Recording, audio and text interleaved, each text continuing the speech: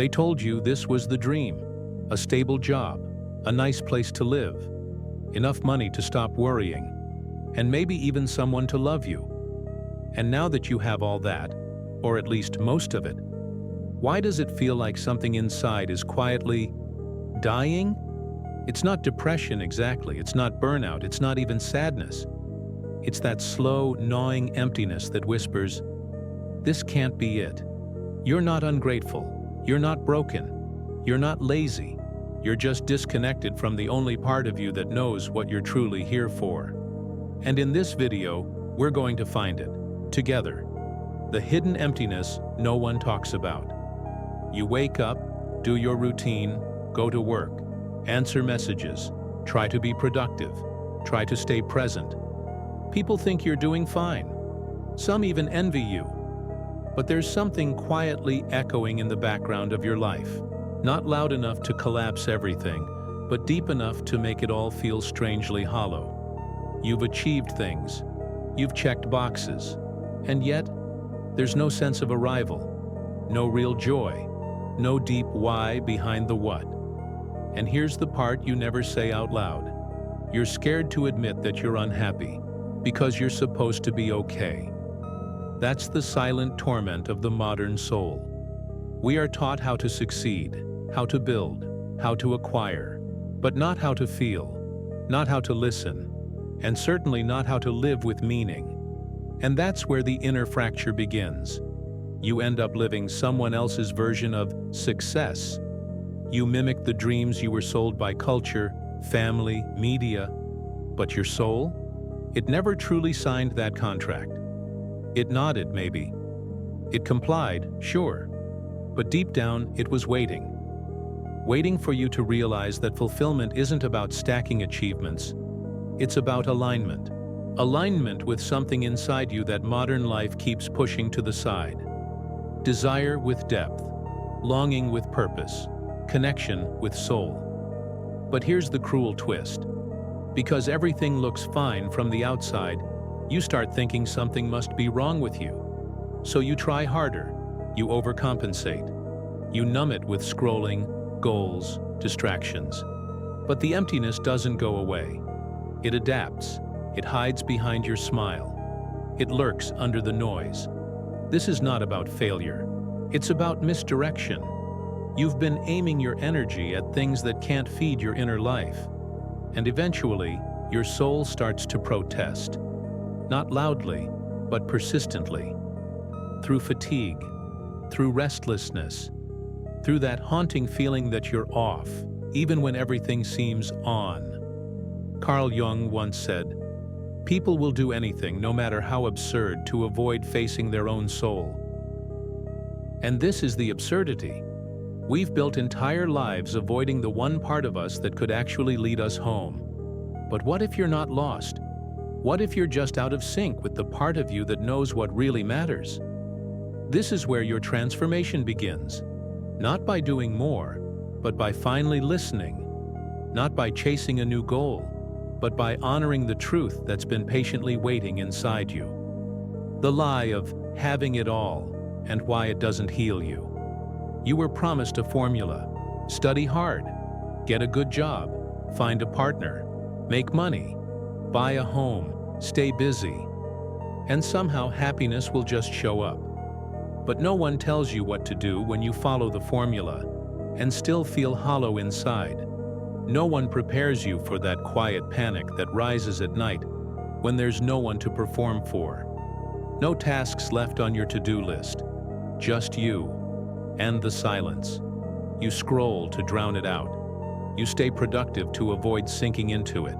You tell yourself you're just tired or overwhelmed or need a break. But deep down, you know, this is not just stress.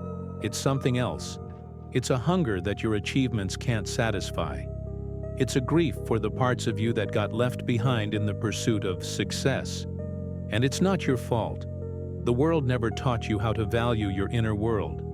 It taught you to prove, to perform, to fit in, but not to ask, what does my soul long for? Where do I feel most alive? Whose life am I really living?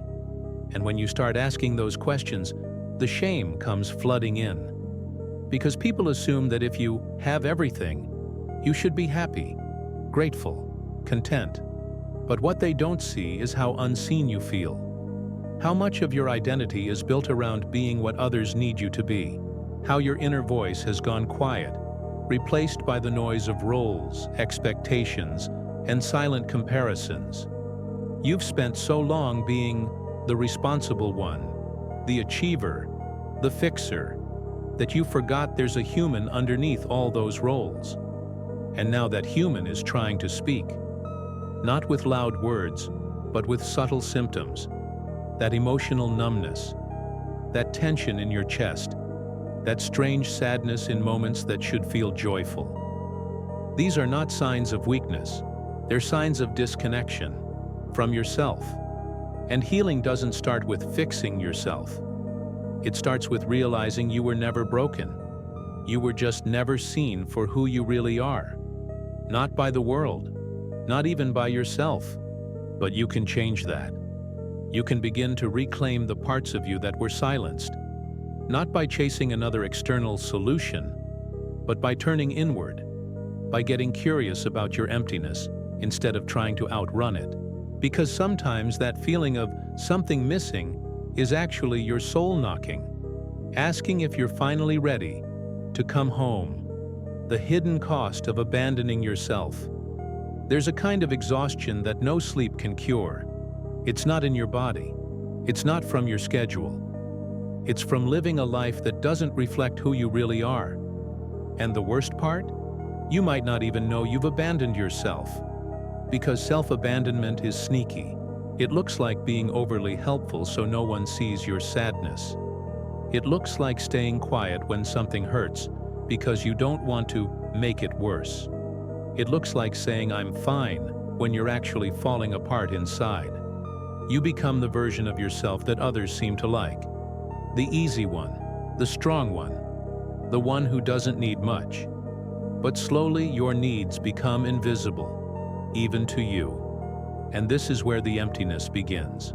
Because when you constantly betray your own emotions to maintain peace, when you deny your longings to avoid being too much, you don't just lose connection with others. You lose connection with your soul. And the soul doesn't scream for attention. It doesn't fight back in obvious ways. It whispers. It aches. It shows up as that fog in your mind, that dull pain in your chest, that growing sense that your life is happening without you in it. And then, you start feeling guilty. Because you think, I should be happy. Other people have it worse. Why can't I just be grateful?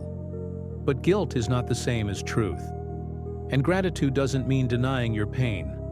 You can be thankful and still feel lost. You can love your life and still crave something deeper. You can function well and still feel disconnected from your essence.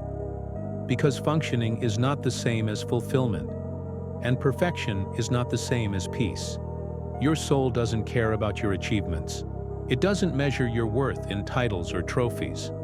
It wants something else. To be seen, to be heard, to be felt, to be honored. And until that happens, no relationship, no success, no external validation will fill the space that only you can fill. The longer you avoid your own truth, the louder the symptoms will get. Until you're finally forced to ask, what part of me have I left behind in order to survive?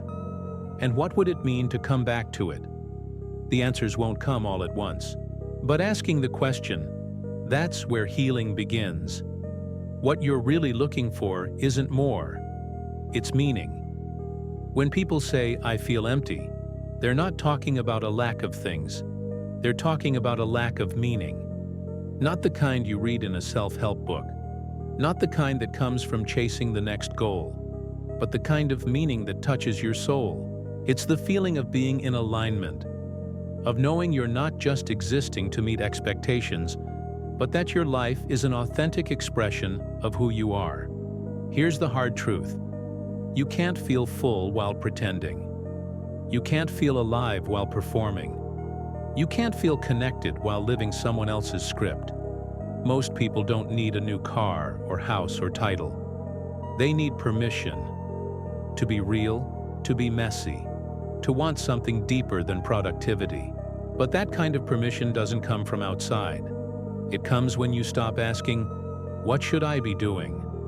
and start asking, "What feels true to me?"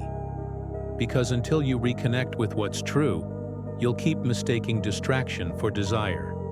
You'll keep mistaking busy for purposeful. You'll keep mistaking peace for numbness. The soul doesn't want more stimulation. It wants more intimacy with life, with truth, with yourself. And this intimacy doesn't come from fixing yourself. It comes from meeting yourself. That means listening to the emotions you've silenced, acknowledging the dreams you've buried, questioning the roles you've outgrown, and honoring the pain you thought you had to ignore just to keep going. The pain, after all, is not your enemy. It's a signal, a compass. It's saying, there's something more real for you. But it will cost you your performance, your masks, your illusions. And maybe that's why so many people stay stuck. Because the path back to wholeness requires honesty. And honesty can be terrifying, especially when you've built your life around being fine. But here's the paradox. The more you allow yourself to feel what you've been avoiding, the less power it has over you. And in that space of rawness, clarity begins to rise, not all at once, but gently, like a soft light through a foggy window. And that light doesn't scream, "Here's the answer." It simply whispers, "Come home." The return to yourself, from success to soul. If you've made it this far, it's probably because a quiet voice inside you finally said, "I'm tired of pretending this is enough." And now comes the most important part. What do you do with that voice? You don't silence it. You don't shame it. You don't numb it with productivity, achievement, or distractions dressed up as dreams. You honor it. That feeling of emptiness? It's not a flaw in your character. It's not a weakness in your mindset. It's a call, a spiritual siren saying, "You've wandered too far from what's real. You've chased everything except yourself. It's time to return." But return to what? To your essence. To the parts of you that don't fit on a resume, that can't be measured by likes, dollars, or titles.